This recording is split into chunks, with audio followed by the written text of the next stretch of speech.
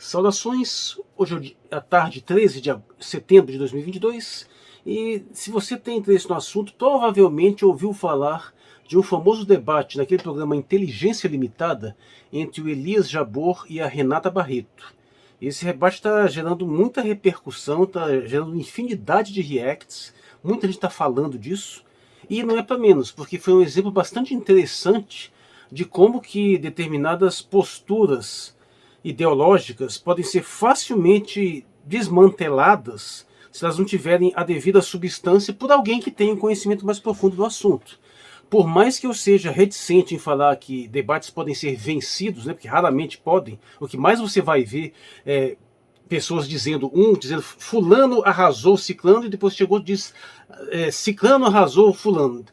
Mas está aí um caso onde acho que é bastante evidente de que a Renata Barreto acabou se saindo bem pior no debate, até pela repercussão, né?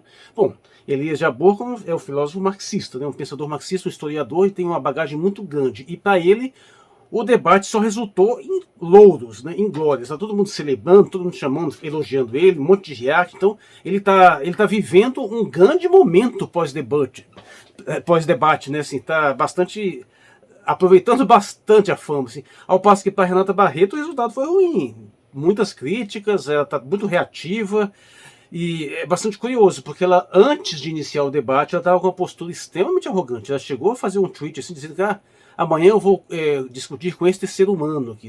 É o tipo de expressão que ninguém usa de uma forma amigável. E só que a Renata Barreto é muito eloquente, né? Ela é boa de falar, uma mulher bonita, ela impressiona. E o Elias Barreto, o Elias Jabbour, né?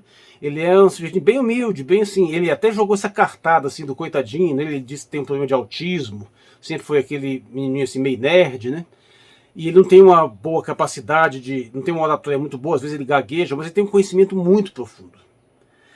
E eu acho que o debate só não foi assim um arraso por causa dessa falta de eloquência dele, porque se ele tivesse a eloquência de um Ciro Gomes, ele assim, massacrava a Renata Barreto. Mas basicamente a questão aqui não é nem falar tanto desse debate em si. Eu recomendo que vejam, tem mais de 3 horas, mas vale a pena.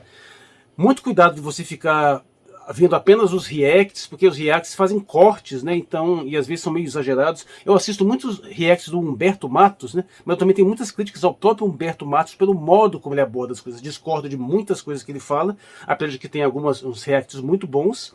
E eu tô entalado com o react que ele fez sobre ninguém menos que o professor Rock, né?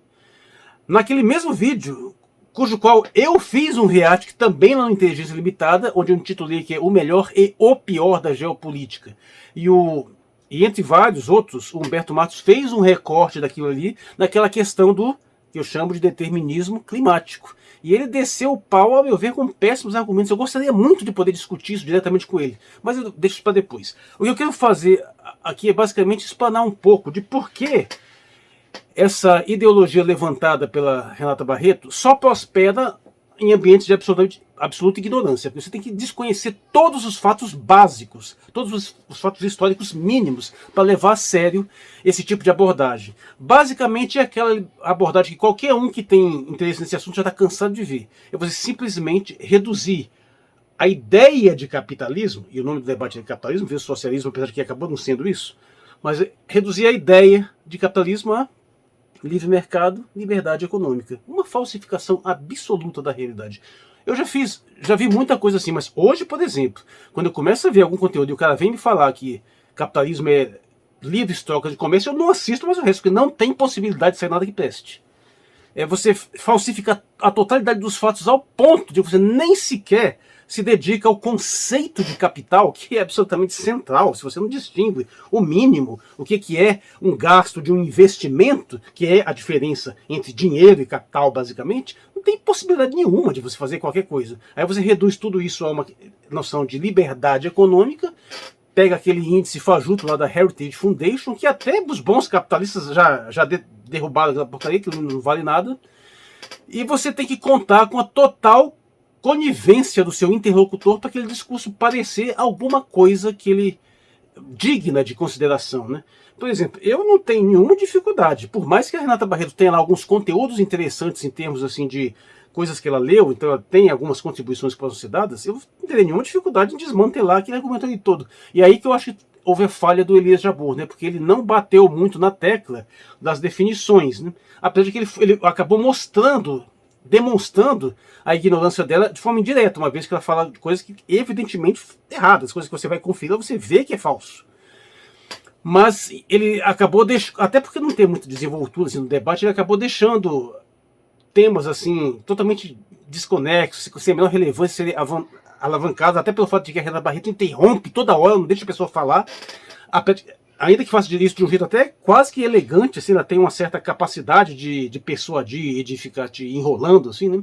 Mas basicamente é simples. Quando você equivale capitalismo à simples noção de liberdade econômica, você vai ser obrigado a esconder uma série de fatores e onde são automaticamente dados pela simples leitura histórica em si. E o pior, fica com a nítida impressão que essa tentativa de ressignificar o termo deriva exatamente da constatação de que o que você está tentando defender está muito mal visto.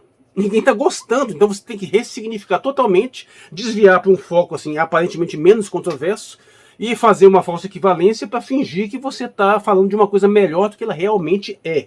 Então vamos lá. Primeiro ponto, não tem como você ir num debate desse sem a definição básica. E você simplesmente iniciar a definição de capitalismo como liberdade econômica, daí para frente não sai mais nada que presta. Você tem que bater na tecla. Não, capitalismo, por mais que seja difícil de definir, tem vídeo inteiro sobre isso, mas basicamente ele pressupõe a propriedade privada dos meios de produção. Eu digo que isso só não basta, apesar de que isso é fundamental. Sem isso não se vai mais a lugar nenhum. Mas, além do fato de ser um sistema político-econômico baseado fundamentalmente na propriedade privada dos meios de produção, ele é um sistema também que tem a própria noção de investimentos, de multiplicação e acumulação de capital como um fim em si mesmo. Esse é o objetivo da atividade capitalista, é multiplicar capital, não tem outra finalidade.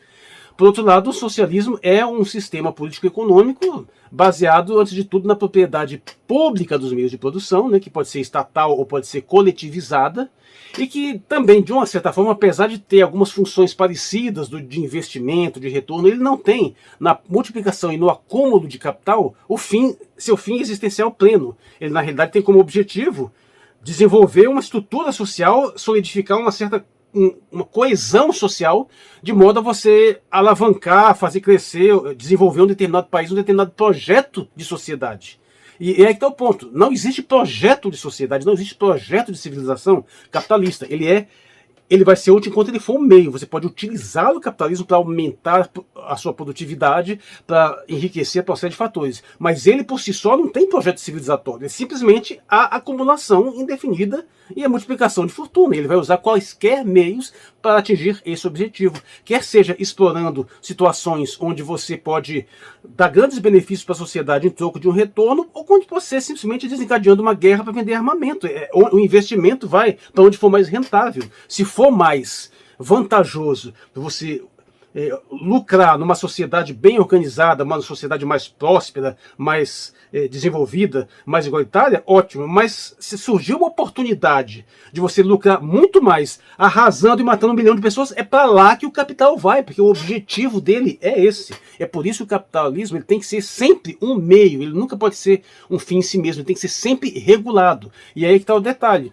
Os apologetas da liberdade econômica vão sempre bater nessa tecla, né, de que é uma simples questão de liberdade. E, bom, para começar, tem o problema da ideia de liberdade em si. Como eu costumo dizer, sofre no Ocidente dessa ilusão, que não existe no Oriente, de que a liberdade é uma coisa em si que pode ser fundamento para alguma coisa. Mas a liberdade, na verdade, é uma coisa que a gente precisa conquistar. A analogia é básica. Você, quando nasce, você não tem liberdade nenhuma. Porque você não tem capacidade nenhuma. Você não pode nem falar, você não pode andar, você não pode impor de nenhuma forma a sua vontade no mundo, a não ser apelando para que alguém faça alguma coisa por você. O bebê chora para receber a amamentação e para receber os cuidados. Que liberdade ele tem? Agora, à medida que você vai se desenvolvendo, que você vai tendo poder de agir no mundo, aí você pode exercitar a sua liberdade. Então você nunca pode utilizar a liberdade como critério máximo para nada, nem fundamento de coisa nenhuma. Ela é uma coisa desejável, mas que só pode ser usufruída quando você já tem um certo grau de capacidade para exercê-la. Então não adianta você tentar medir toda a civilização, toda a sociedade pela uma ideia de liberdade econômica, porque a maioria das pessoas sequer pode exercer essa liberdade do modo como está proposto. Ou seja, você vai fazer livres trocas de comércio, mas você tem o que trocar? Você tem alguma coisa que você pode dar em troca para pegar a outra? Então, em que sentido você vai ter liberdade econômica se você não tem algo que você pode utilizar como poder de negociação? Esse algo, claro, pode ser as suas riquezas que você herdou, pode ser coisa que você conseguiu, ou pode ser apenas a sua capacidade de trabalhar. E se você chegou nesse ponto aí, você já vai observar que é muito difícil você não enveredar por um lado que é muito mais palatável para os marxistas, que eles vão explorar essa parte e vão desenvolver. Ó, se você está numa situação dessa, você vai ter uma quantidade imensa de pessoas pobres que só têm essa capacidade de trabalhar, elas sempre estarão em desvantagem com aquelas pessoas que, além de ter essa capacidade de trabalhar, também já têm uma série de posses, uma série de riquezas, e elas vão trocar essas riquezas que elas têm por essa força de trabalho, sempre numa relação de desigualdade. Eu sempre insisto, não sou marxista, eu tenho muitas críticas ao modo como os marxistas estabelecem algumas coisas. Eu não gosto muito da ideia, do modo como é utilizado o conceito de mais-valia, mas a questão é que o ponto é que, crucial que eu quero colocar, é que o capitalismo, ele não é um sistema econômico que age por si próprio com vista a qualquer tipo de benefício para quem quer que seja. Não é uma coisa que por si própria vai gerar prosperidade para uma civilização. Ele tem que ser controlado, ele tem que estar a serviço de um determinado controle. E é isso que os liberais vão tentar desmantelar. Vão dizer que não, você tem que ter a máxima liberdade possível, o estado mínimo possível, para que as coisas prosperem automaticamente. E aí já vem o primeiro problema. Qual é o exemplo, e isso Elias Jabbour perguntou, me diz qual que é o exemplo histórico de um país que era pobre, pouco desenvolvido, e liberou o seu comércio, promoveu liberdade econômica e se desenvolveu. Nenhum, não existe. Todos esses países do ranking da Heritage Foundation, ou eles são paraísos fiscais que são protetorados, protegidos por países mais ricos, e são esses países mais ricos que todos foram impérios, ditaduras, que já invadiram outros países, que causaram guerras, que monopolizaram, promoveram escravidão, invadiram, colonizaram. Porque é só pegar o topo lá daqui, que é Estados Unidos, a maior máquina de guerra do mundo, o país que mais invade outros países e que se desenvolveu principalmente graças ao contexto de guerras. E que a Inglaterra, o maior império britânico, o maior império do mundo, o império britânico, que promoveu a Companhia das Índias. As companhias das Índias, pensa bem, o que é aquilo? É simplesmente os comerciantes chegam assim num local, olha, nós estamos aqui falando livre comércio. Não, meu Deus, as companhias das Índias invadem o lugar, matam um bocado de gente, estabelecem uma rota na base de armas e monopolizam os comércios. E isso foi Inglaterra. O que é França? Mesma coisa, foi Império Napoleônico, invadiu, matou gente pra caralho. Alemanha, eu preciso dizer, Japão, todas essas grandes potências são países que têm um passado histórico extremamente violento, extremamente invasivo. Eles enriqueceram matando gente. Simplesmente enriqueceram na guerra, na conquista. E aí sim, já tendo uma posição consolidada de poder, aí eles podem liberalizar o comércio. Ou seja, eles podem, quando você já tem o poder estabelecido, aí a liberdade te interessa, porque você pode exercê-la. Mas aqueles que não tiveram esse desenvolvimento, não tem como usufruir de liberdade nenhuma. E essa é o grande sofisma que chega a ser perverso quando você entende dessa mentalidade de que nós devemos defender a liberdade econômica, porque a única coisa que ela vai fazer é chegar em uma situação completamente desigual, jogar uma liberdade formal, assim, liberdade entre aspas, que só vai beneficiar os mais fortes. É uma analogia que volta e meia eu estou utilizando. Se você tem, e vou repetir aqui pela mesma vez, se você está num ambiente qualquer de pessoas dos mais variados tipos e capacidades físicas, e você diz lá, a partir de agora não vai ter mais polícia, não tem mais nenhuma restrição contra a violência física ou coerção, as pessoas estão livres para cuidar da sua própria segurança. Quem é que vai se beneficiar? Os pequenininhos fraquinhos ou os fortões? Não, sim, os mais fortes se beneficiam muito mais das liberdades. E é por isso que esse discurso da liberdade econômica é promovido por think tanks financiados desde países e grupos extremamente poderosos. São grupos que vêm dos Estados Unidos, são elites plutocráticas bilionárias que financiam esse discurso para ser distribuído aí para convencer um monte de otários, um monte de moleque que não tem nem onde cair morto, moleque pobre, para ficar lá falando em liberdade de mercado, quando nem emprego infeliz tem. Mas, então, pega essa dica. Quando você for conversar com alguém com esse papo de liberdade econômica, primeiro, exija esse exemplo do país que simplesmente liberalizando sua economia, enriqueceu. Pega fatores bem curiosos, pode até apela mesmo. Compara Cuba e Haiti, porque são países próximos, países insulares, com a mesma população, um processo histórico muito parecido. O Haiti, você pode dizer que ele tem muito mais liberdade econômica do que Cuba, meu filho. Quem é que é mais desenvolvido? E Cuba, ainda assim, sofrendo um embargo brutal do país que defende liberdade, né? Ou seja, essa mesma liberdade não vale na hora de você respeitar a soberania dos outros países. Mas você não tem esse exemplo. E os países de ranking de liberdade econômica que não são, como eu disse, herdeiros de grandes impérios, de grandes forças militares, eles são protetorados, locais que são protegidos por essas mesmas forças, para que se tornem paraísos fiscais, populações ínfimas, lugares para lavagem de dinheiro, do crime organizado, do tráfico de drogas, da corrupção.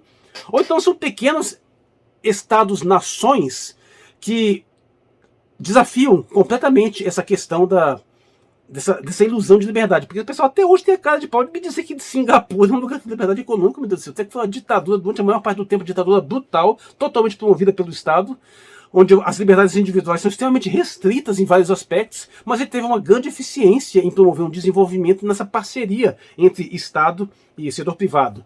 O pessoal até hoje insiste nessa palhaçada de Japão e Coreia do Sul como exemplos de liberdade econômica, sendo que nos dois casos, sim, são países capitalistas, mas com uma fortíssima intervenção estatal.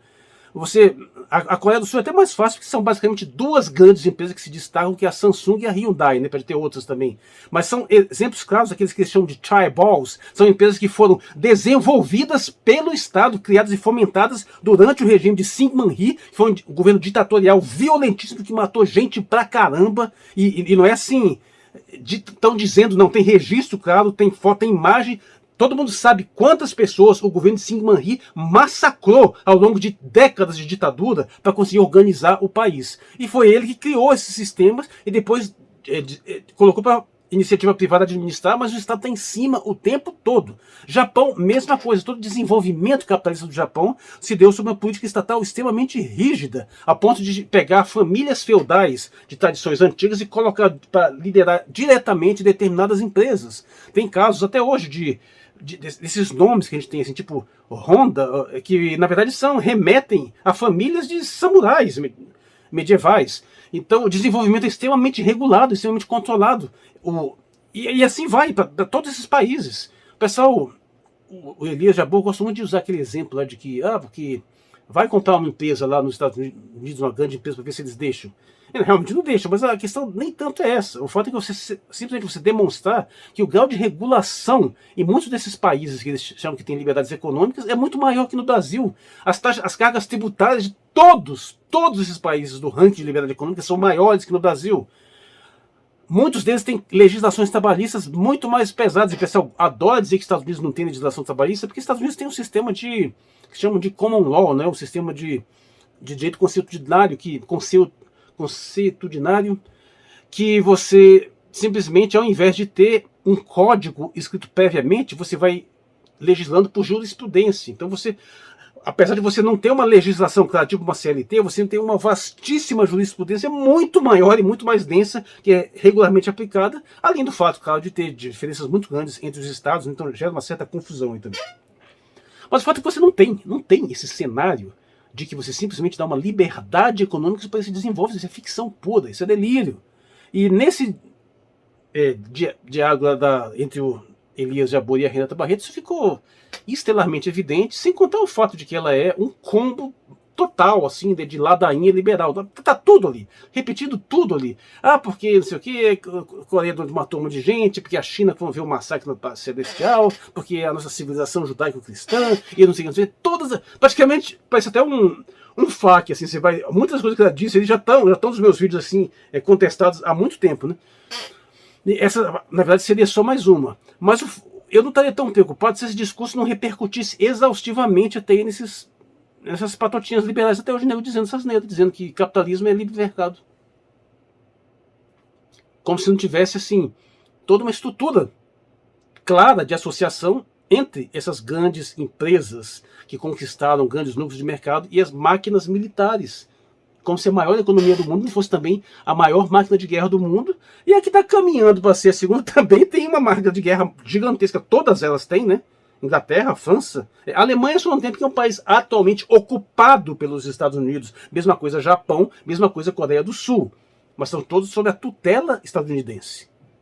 E não é uma tutela liberal em nenhum sentido. Ou você segue aquela cartilha ali, ou os caras te invadem, detonam, te dão um golpe de estado de ferro. É difícil entender o que esse pessoal pensa em termos de noção de realidade, quando chega a ser até provocativo você dizer que é um mundo cor-de-rosa. Os caras acreditam em unicórnio mesmo. É impressionante. Inclusive, o Elias Jabbour bateu muito nessa tecla, que ele não está fazendo uma análise moral. Eu estou fazendo uma análise dos fatos históricos, que inclusive ele diz nem contra o capitalismo, assim, o ponto não é esse. Eu também não sou, não, pelo contrário, eu acho que a gente tem que desenvolver mais o capitalismo do Brasil no sentido do capitalismo voltado como um meio de desenvolvimento do país. Agora, uma coisa é certa, isso aí não é nem uma questão de opinião, é uma questão de senso de realidade histórica. O capitalismo como sistema econômico vai ser superado em algum momento, porque todos os sistemas são superados historicamente. Eu não sei se o que vai vir depois é exatamente o socialismo, pode ser, mas uma coisa é certa, esse capitalismo do jeito que a gente tem hoje, ele pode perdurar em nichos, mas de uma forma geral, assim, não é sustentável por mais muito tempo.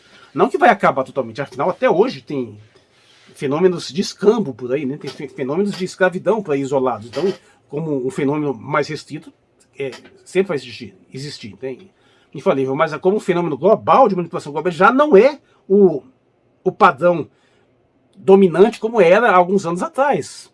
Até porque você pode ver, é uma coisa que toma muito cuidado, né? Até disso na minha última live, né? O PIB dos Estados Unidos é inflado, viu? O PIB, que é o maior PIB do mundo, muito do que está sendo considerado ali é especulação no mercado financeiro, é bolha. Se você for ver o que tem ali de riqueza real, de economia real, é muito abaixo disso. O PIB da China não é inchado desse tanto, não. É por isso que muita gente já disse que o PIB chinês já passou o dos Estados Unidos, e alguns dizem que já tem até muito tempo. Mas bem, a questão aqui, para resumir, é que esse discurso de liberdade econômica é uma fajutice. Liberdade por si só, a liberdade em si, é um conceito que não é estável por si próprio. Eu tenho vários vídeos que eu toquei nesse assunto aí, mas é sempre bom relembrar que a liberdade não é um conceito estável, é um conceito otimizável. Você chega a um grau ótimo de liberdade onde você não pode mais mexer. Se você tentar aumentar, ela vai diminuir. Então você não pode utilizar isso como um parâmetro máximo de determinação das coisas e muito menos como fundamento. É uma característica desejável que nós queremos usufruir, mas desde que nós tenhamos um mínimo de condições para isso. E é aí que está o grande problema. Os liberais tentam empurrar liberdades formais, palavras vazias, para pessoas que não têm a menor condição de exercer essas liberdades. Então ele vai, arranca seu emprego, arranca sua renda, dizendo que isso aí é uma espécie de opressão estatal, para dizer que você agora é livre para negociar com o patrão, para você ter a liberdade econômica de passar fome, porque você não vai conseguir mais emprego, não vai ter mais renda, porcaria nenhuma. Que é o que está acontecendo nesse exato momento no país, né? Então, muito cuidado. É um discurso extremamente ingênuo, mas ao mesmo momento extremamente pérfido, extremamente perigoso. E, infelizmente, nós temos poucos exemplos como deste debate entre Elias Jabbour e Renata Barreto, que deixam isso bastante escancarado. E esse nem é o melhor exemplo, porque ele ainda exige um certo esforço do espectador em compreender alguns conceitos, né? Mas se você for lá investigar tudo que foi dito ali, é inequívoco. Vai ficar muito claro que a Renata Barreto não sabe do que está falando. Bom, não é a primeira vez que eu falo em Renata Barreto, né?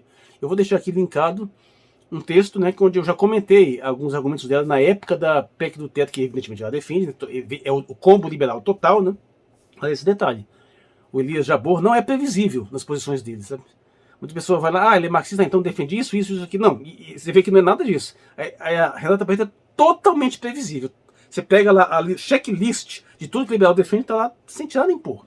Todos os cacoetes, todos os sofismas, todas aquelas coisas assim repetidas, né? À toa que o próprio Humberto Matos falou que é o que há de mais chulo em termos de liberalismo. Mas até acho que não, ela tem até uma certa elegância. Tem coisa pior. Mas assim, comparado com o professor Roque, é ridículo realmente. Não há dúvida. Isso quem disse foi o próprio Humberto Matos. Hein?